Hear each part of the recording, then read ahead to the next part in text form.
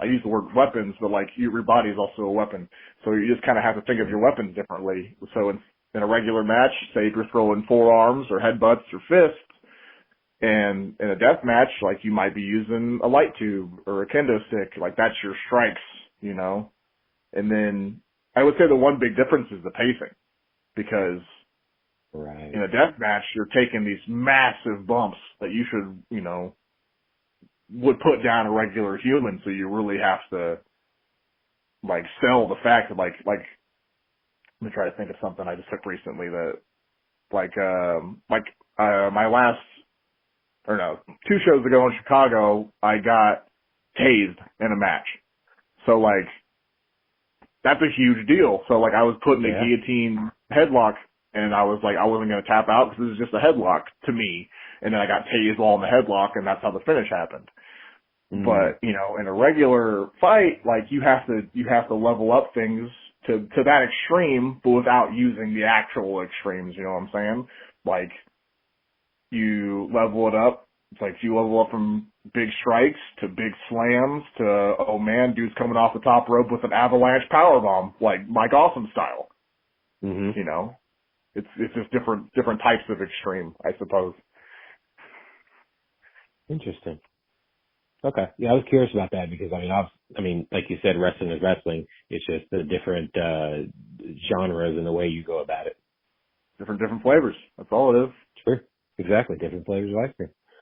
Yep. Go back to that avalanche powerbomb. Nobody does that anymore. And then the first person I ever saw do it was Chris Candido, which blew my mind when he did it for the first time. Why do you think nobody really does that one anymore? Because it's a little tougher to do, or just what do you think? It's just a brutal spot. Like, I mean, the last person I saw do it was Otis Kogar. He did it he did it to Matt Just. And it was freaking sick. He had the full extension too. Like he laid out flat and just launched him. It was rad. But it's just a brutal spot. Okay. I was curious about that. Now, this is Brewsers, and you mentioned to me you also work at a brewery, which is awesome that goes hand in hand. Tell us about this brewery. I work at Rheingeist Brewery during the day in Cincinnati in the old OTR. It's still a craft brewery, but it's massive. Like on the scale, I think we're either 27th or 25th, like largest, like independent craft beers, like in the nation. So it's like pretty, it's a pretty big deal. Like we're distributed pretty far out. Like I know I've seen us in Detroit. I've seen us in Kansas. I've seen us, I think they're talking about putting us in Texas. Like, so it's moving around. We love our craft beer here in Texas, and we cannot get enough. We have 80-something breweries in the Metroplex of DFW, and we're still like, oh, have you had this thing out of Iowa? Oh, have you had this thing out of, like, that's how Cincinnati is too, dude. Cincinnati's got, I can't even tell you, like, it feels like every other day there's like a new brewery opening. Like, it's pretty wild. Like, but it's good though, because there's like a lot of different varieties, and everybody mostly everybody tries to specialize in something that somebody else isn't doing. Like I have a spot literally 15 minutes from me called like Urban Artifact that specializes in sours, and they're some of the best sours I've ever had in my life, which I'm a big sour guy though, so. Okay. Yeah, I mean, so that's the thing is like, so we have one out here called Martin House that for the longest time, they didn't even think it was going to happen, but they had this one called Salty Lady. It was this, it was a gose that people really enjoyed. And then they paired, or they, for the most part, took that and then put, pickle juice in it and made a pickle beer. And, well, cause there's also a local pickle company, Best Made Pickles here in Mansfield, Texas, that people, obviously were a little skeptical, because pickles I didn't realize how divisive pickles are, but there's so many people that do or do not like pickles. So the people who don't like pickles are definitely not going to drink it. And now like that brewery is like, oh, they're the weird ones that make the pickle beer. But the people who love pickles and tried it like myself, me too. And I think it's fantastic. It's one of the best beers out there. And then so much so that got so popular that they have made varieties of it now. Because have you heard of Kool-Aid pickles before? Yes, I have heard of Kool-Aid pickles. Yeah. So they've basically made Kool-Aid pickle beers because they have a grape one. They've got like raspberry, they've got strawberry, they've got all kinds of other pickle flavored beers, but they're flavored and it's absolutely amazing. That sounds awesome. So I'm a big pickle guy. You know, and also just to put it out there to the people who don't like pickles, that's their opinion. That's their wrong opinion, but that's their opinion. I have friends who said they've never had pickles in their entire life, and I was like, I don't know how you lived this long without having a pickle. My mom used to buy because I played sports my entire life. She would buy those huge, like oversized jars of like dill pickles. And like, she's like, hey, make sure you eat these so you keep your salt up like throughout the day because you're sweating and doing all this stuff so much. So I would run through so many like dill pickles like through the week. Mm-hmm. Like, so I love them. Like, it's wild. Have you had pickles on a pizza? Oh yeah. Okay. I'm a fan of that as well. Like cheeseburger pizzas are phenomenal. So I know pineapples are a decisive thing on pickles for people, or on pizzas for people, which, you know, everybody has their own opinion. I enjoy pineapple on pizza. I think it's fantastic. I think pickles on pizza are also fantastic. As long as the pineapple's grilled, like, I'm good, you know. You gotta make out of a can. Yeah, no, that's barbaric. Not in a cool way either. No, not in a cool way whatsoever. Yeah. But no, I mean, there's so many breweries here too. Like there's one out of Dallas that they make some of the best IPAs out there, and then they have barrel aged beers that sell out literally because you can order them online. They sell out in less than 2 minutes. It's absolutely nuts how fast their stuff sells out. But they're one of the best breweries in the Metroplex. And then we have no matter where you are in the Metroplex, there's amazing breweries. And so I'm glad that Cincinnati is also becoming that way too, because I haven't been up to Cincinnati in a long time, but I love it when I hear there's these big cities that just have nothing but breweries around them. Yeah, it's popping up here, and to discuss more about Brian guys said talking about IPAs, like that's where their bread and butter is. Like our biggest selling beer is called Truth.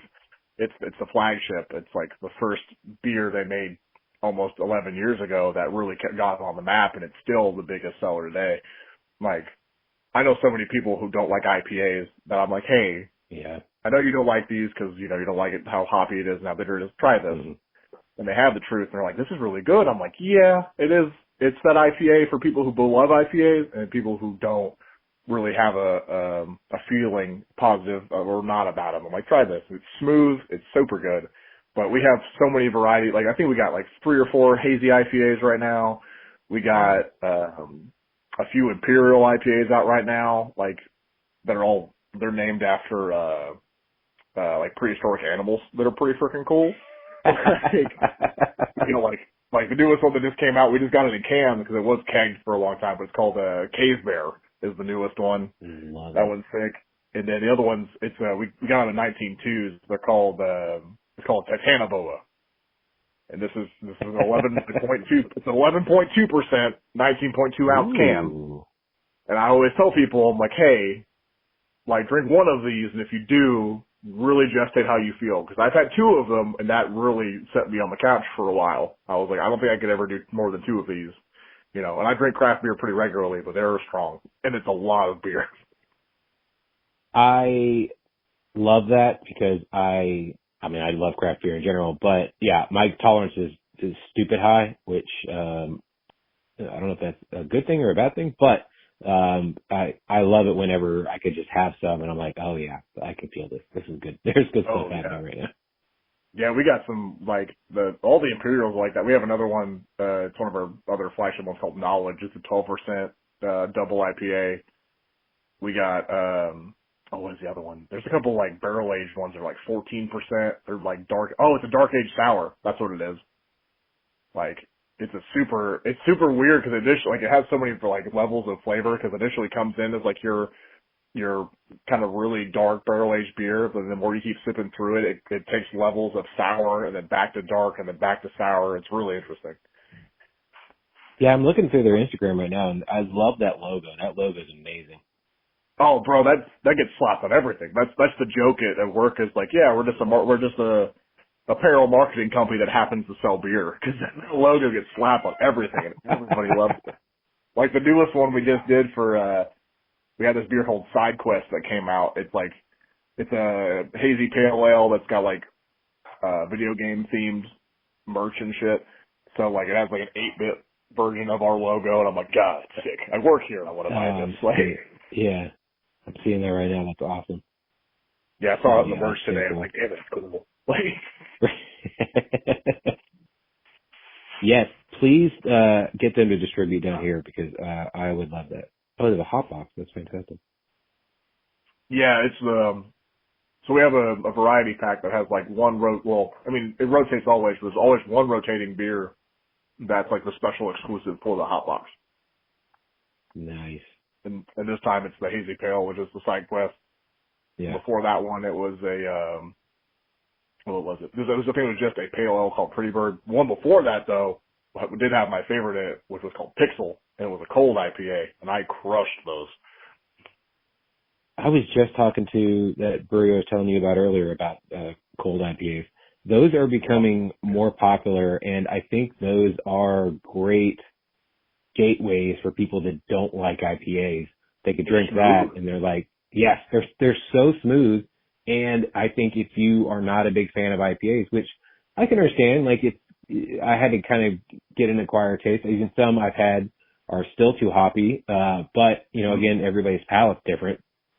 But those are so crushable, and you can drink them like they're water. But, obviously watch yourself because some of the ABVs are a little higher. But they're so fantastic, and I think they're a great gateway for people that don't like IPAs. I agree, 100%. Yeah, I think I brought a 12-pack down when I actually wrestled for Wrestle Rave, and I was passing it out to the locker room, and everybody seemed to enjoy it, at least to my face. If they just kind of poured it out later on, that's whatever. But right. Yeah, to your face, they're like, oh, I love this. This is great. And after you're gone, like, oh, this is garbage. What is this? Yeah, this isn't Bud Light. What is this? This is a Michelob Ultra. I'm trying to watch my figure. 89 calories or whatever. Right. Now, you mentioned earlier you're also a bass player. Are you still playing with bands, or you just kind of do it as for fun on the side, or how does that work? Right now, I'm kind of like in a weird hiatus because my band that I was playing with, all the members were from Kansas. So when I moved, I was like, what do you guys want to do? Like, we can still play shows and stuff. I wrestle in Kansas about usually like once or twice a month still. Okay. So, I was like, we can still play shows or still practice. It's up to you guys. But my guitarist at the time kind of, just MIA'd. To this point where I don't even know how to get a hold of him now. Me and my drummer still talk, but I know he's got a bunch of other bands. He's also a guitarist and a singer, so he's in 3 other bands and he's busy. Mm-hmm. But right now I'm kind of I have a super itch to make another band, especially if I have a little bit more of a platform now.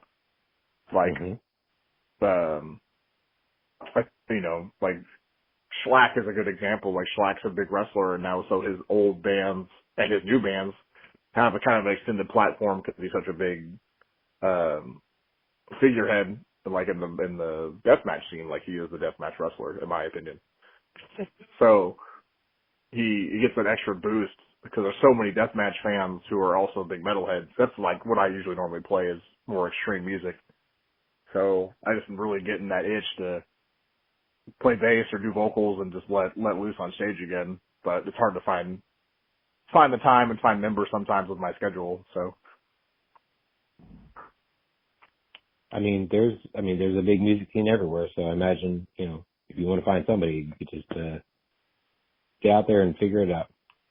Right. That's we have a bunch of musicians that work at Rhine Guys too. We got a bunch of people that are already in bands, but it's oh, you're in 4 bands already? Okay. You probably don't want to be in a 5th one. Oh, you're in 10 bands already? How are you here? You should go to band practice, it's that kind of shit. Yeah, aren't you missing 2 band practice right now? Right. There is always the thought of having a brewery band, so. We've been talking about that.